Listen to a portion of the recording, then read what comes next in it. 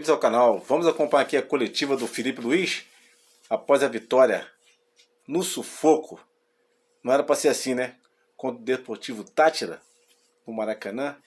Vamos ver o que o Felipe Luiz tem a dizer? Aproveite e se inscreva no canal. Deixe seu like e faça o seu comentário. Vamos ver o que nosso amigo Felipe Luiz tem a dizer na coletiva. Créditos na descrição do vídeo. Flamengo TV e o link na descrição. Valeu! Boa noite, Felipe. Rodrigo Cerqueira, Grupo Globo. O objetivo foi alcançado. No final do jogo, bem intenso ali, com uma defesa do Rossi que evitou até a eliminação. Qual é a lição que fica dessa primeira fase da Copa Libertadores, né? E vai ter uma parada grande até a volta agora nas oitavas de final, mas qual a lição que fica e o que fica de aprendizado também para as fases decisivas? O calendário vai afunilando depois do Mundial, das Copas, enfim. Aprendizado que não tem jogo fácil na Libertadores. Todos os que estão na Libertadores são parte de cima da tabela ou campeões dos seus países e não tem jogo fácil. Isso é o que todos vimos, né? Na dificuldade que é ganhar um jogo na Libertadores. Mas até lá, até as oitavas ainda falta muito tempo. E cada jogo é um jogo diferente, é uma história diferente, é uma viagem diferente e até lá ainda, como eu falei, temos muito ainda para percorrer. Felipe, aqui, boa noite. Boa noite. Parabéns aí pela classificação, mesmo chorada, né? Difícil. Mas o que você acha que agora o Flamengo vai ter um tempo até as oitavas, o Super Mundial, ainda tem jogo no Campeonato Brasileiro? Assim, logo depois do jogo, eu sei que é difícil parar para pensar em qualquer outra coisa, mas o que, em princípio, você ressalta logo, o Flamengo precisa melhorar, você já detectou, para a próxima fase com adversários mais difíceis? Minha cabeça está unicamente agora no Fortaleza. Próximo jogo, domingo, um jogo onde a gente pode continuar vivos, né, no Campeonato Brasileiro, aí lutando pela parte de cima da tabela. Melhorar, sempre temos a melhorar. Todos os jogos nos dá pistas de onde a gente pode evoluir e melhorar como equipe.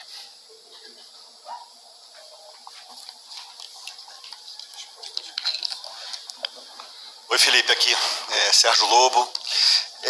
Não é a primeira vez que a gente repara, e várias fotografias hoje, imagens do primeiro tempo, principalmente do primeiro tempo, que só tinha o Rossi da intermediária para trás. Eram 21 jogadores da altura ali da intermediária, daquele bloco central para trás, e o Flamengo com a bola, quer dizer, foi um ferrolho, né? Digamos, nessa expressão muito grande do time venezuelano que veio aqui já eliminado, enfim, para fazer isso mesmo, para se defender. E o Flamengo já, em outras oportunidades, contra times do Campeonato Brasileiro, já teve esse tipo de dificuldade. Como é que você avalia essa questão para melhorar em relação ao futuro próximo, contra adversários que podem vir repetir esse tipo de esquema contra o Flamengo aqui mesmo no Maracanã? É uma forma de defender que causa dificuldades a todos os times do mundo. Não existe nenhum time que tem facilidades em entrar numa defesa com uma linha de 5 e por vezes era linha de 6 e linha de 7 e os 10 dentro da área. Vimos o Manchester City na final contra o Crystal Palace, bloco baixo. Todo time do Manchester City, que é um dos melhores times do mundo, não conseguiu entrar. Isso sempre que um time vem para se defender é uma opção, mas esse time também sabe jogar, também nos colocou em algumas dificuldades com bola, mas claro, temos que continuar criando esses mecanismos, essas soluções para dar para os jogadores, para eles poderem terem mais chance de finalizar. Se eu não me engano, eu vi nas estatísticas, foram 20 finalizações, com 10 dentro da área nunca vão ser muito claras, né? Mas no final o objetivo era ganhar e conseguimos. Felipe aqui, Fernanda Pisotti da Rádio Band News FM. O Flamengo começou no primeiro tempo pressionando bastante, a gente já até te perguntei sobre isso, né, sobre a questão de cercar bem a área, e você tinha dito que faltavam jogadores determinantes, e no primeiro tempo o Flamengo também fez essa pressão e não conseguiu converter em gols, até saiu vaiado pela torcida, enfim. Mas o que eu queria ressaltar é a ansiedade. A gente notou um pouco, assim, um time um pouco ansioso, né? Especialmente no primeiro tempo, tentando abrir logo o marcador e não conseguiu, e aí isso foi complicando, você acha, o jogo do Flamengo? Assim como no final do segundo tempo, quando o Rossi faz a defesa, já estava todo mundo ali meio que desesperado ali, mais ou menos? Não. Bom, Desesperado não é a palavra certa, mas já tinha... Enfim. É claro que havia ansiedade, claro que existia ansiedade. Sabíamos que tínhamos que ganhar para passar. Tínhamos que conseguir um gol e fazer um jogo onde a gente conseguisse o resultado para poder passar. E essa ansiedade, ela sempre vai existir dentro da nossa casa, na frente do nosso torcedor, com o Maracanã, com a torcida que mais cobra. É claro que existe essa ansiedade. Eu, como treinador, posso tentar o máximo possível tirar, mas dentro do campo os jogadores percebem, e como você bem falou, começamos com uma pressão forte. O time deles, eu sempre penso que no futebol é mais fácil destruir que construir. Destruíam bem as nossas jogadas, nos bloquearam bastante e não conseguimos criar essas chances claras, e isso foi causando um pouco de nervosismo com bola. No intervalo tentei tranquilizar um pouco esse sentido, o time melhorou, encontrou o gol e ganhamos o jogo. No final, é normal também que time no mundo que não sofre finalizações, ou sei lá, que passa um jogo 90 minutos sem que cheguem na nossa área. Chegaram por forma de escanteio, tivemos chances de tirar a bola, não tiramos, e no final sofremos, mas para isso também está um grande momento do Rossi aí. Felipe, aqui à sua esquerda. Queria saber de você se você considera o teu elenco de um tamanho... É isso aí, Felipe. O Rossi tem que ser exaltado mesmo, cara. Tá numa fase excelente. E mais uma vez salvou o time do Flamengo, tá? Ideal para uma temporada como essa de 2025, que você ainda tem, além das 3 principais competições, esse Super Mundial pela frente. E qual era também o teu sentimento nesses minutos finais da partida, com a pressão empregada pelo Deportivo Táchira, quando o técnico coloca atacantes em campo e ainda depende de uma defesa salvadora do Rossi, que até agora a gente nem sabe se estava impedido ou não, mas criou todo aquele frisson ali em torno daquele lance. Qual foi a primeira pergunta que você fez? Desculpa. Se você considera que teu elenco tem o tamanho ideal. Eu acredito que sim. Para mim, o elenco ideal tem que ter 25 jogadores. Com certeza, nessas janelas, né, de transferências, chegarão peças para reforçar, sairão outras, o que é absolutamente normal, e o que nós temos que continuar aumentando é a qualidade do elenco. O número de jogadores está suficiente. E depois, o sentimento para mim de vitória, de orgulho heróico, 10 dentro da área defendendo e sabendo sofrer, e o goleiro depois saindo mais uma vez como herói. É uma vitória. Eu comemoro todas as vitórias da minha carreira, sempre. Não é fácil ganhar. E dou muito valor a ganhar, a passar, sem esquecer. Não podemos esquecer que esses jogadores jogaram domingo, 4 da tarde, no campo sintético do Palmeiras contra o líder do Campeonato Brasileiro. E hoje, 3 dias depois, estavam no campo, alguns no sacrifício, e então é uma vitória, sim, que temos que comemorar. Felipe Luiz, mas muitos vão dizer aí, mas todo time está fazendo isso. São 3 competições, joga no domingo, na quarta, todo mundo fala, entendeu? Então vai dizer que isso aí não é desculpa, tá? Felipe, boa noite, parabéns pela classificação. Natália Brasil, Damas do Esporte. Aproveitando até o que você falou agora no final da sua resposta, você falou que alguns jogadores hoje foram para o campo com certo sacrifício. A gente tem o Alan voltando de lesão, o Gerson, né, ficou aquela dúvida ali, também precisou ser substituído. Então queria entender a sua opção para os 11 iniciais que foram a campo, e também tentar entender um pouquinho o Deportivo Táchira não marcou nenhum ponto ao longo da fase de grupos. Você já falou que não existe jogo fácil, e eu concordo com você, principalmente na Libertadores, mas será que naquele momento ali não era talvez tentar colocar um time um pouquinho mais ofensivo? Queria entender por que você fez a escolha por um jogador, o Everton Araújo, que tem uma característica um pouco mais defensiva. Obrigada. Entender os seus primeiros 11 e a substituição. Não vou responder essa aí primeiro. Um pouco mais ofensivo o time tinha. O time tinha Léo Ortiz, Léo Pereira e Alan, que ficavam atrás. Tinha Wesley e Alexandre, que passavam para o ataque. Gerson, que passava para o ataque. Michael, Arrascaeta, Pedro e Luiz Araújo. Atacando com 7 jogadores. Mais ofensivo que 7 jogadores, difícil.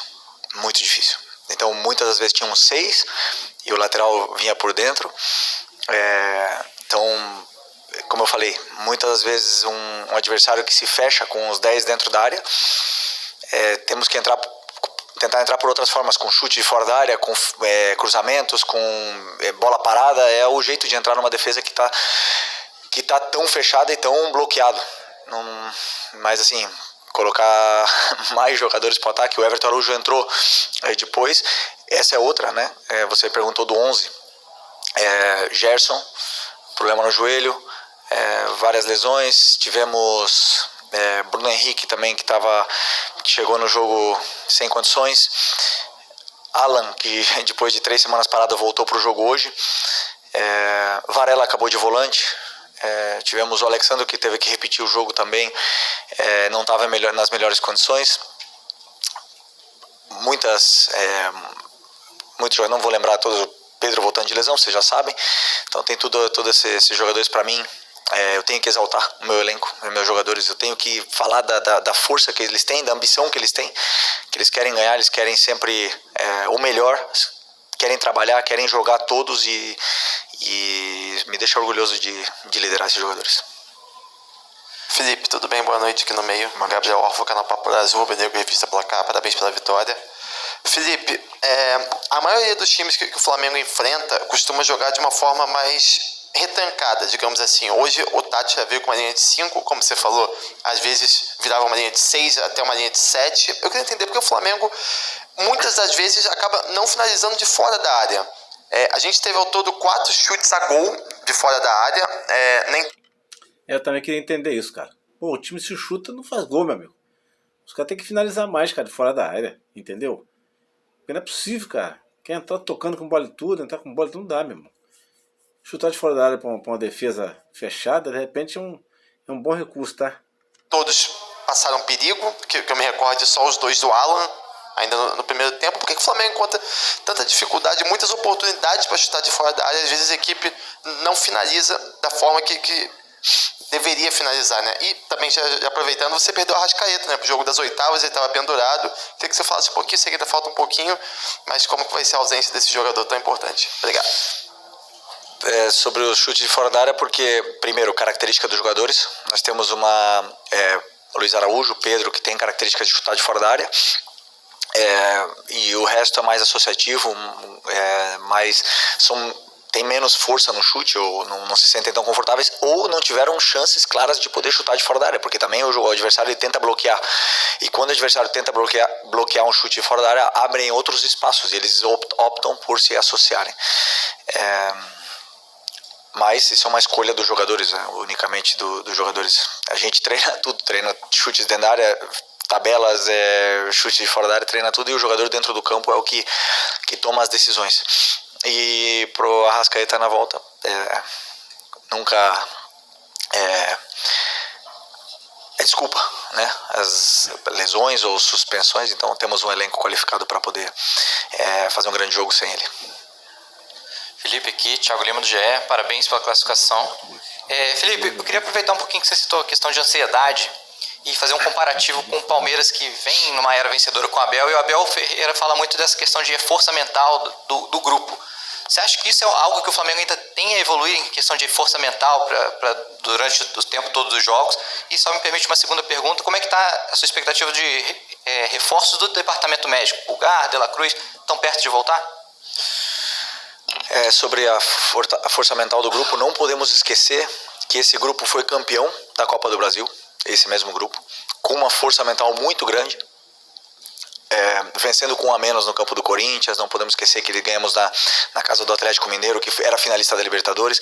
Não podemos esquecer que esse grupo tem uma força mental muito grande, que ganhou a Supercopa do Brasil esse ano, ganhou o Campeonato Carioca, vem brigando pela liderança.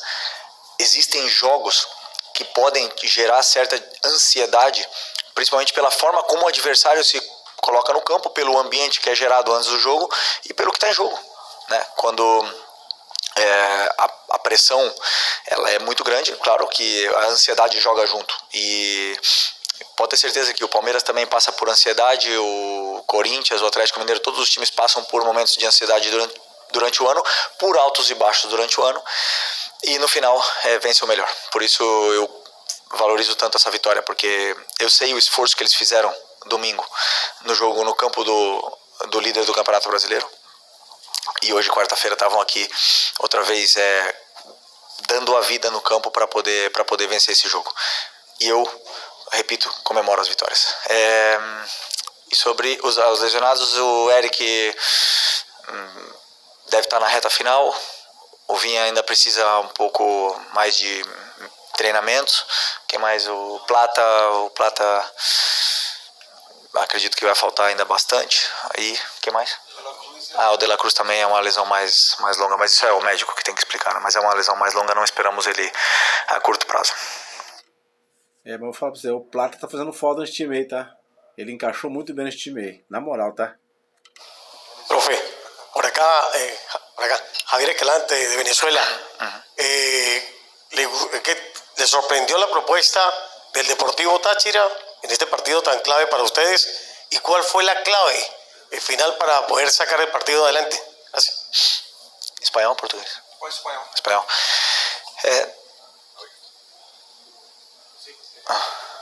Sí, perdón. No nos sorprendió, imaginábamos un partido cerrado, imaginábamos un partido así. Verdad que Táchira cambió su estructura para ese partido. Normalmente no juega con línea de 5. Este partido jugaron contra línea de 5. Jugaron con línea de 5 contra nosotros ahí en Venezuela. Y se defiende bien. Tiene jugadores con calidad defensiva y cuesta, ¿no? La clave fue intentar tener un poco más de paciencia, circular más el balón y esperar que se abriese más los espacios, ¿no? Porque al principio estábamos verticalizando mucho el juego y al final pues eso, generar un poco más de volumen en área rival y eso nos generaría córner, falta, tiros de fuera del área y ahí fue donde encontramos un gol y conseguimos desbloquear esse partido tan complicado. Gracias. Boa noite, pessoal.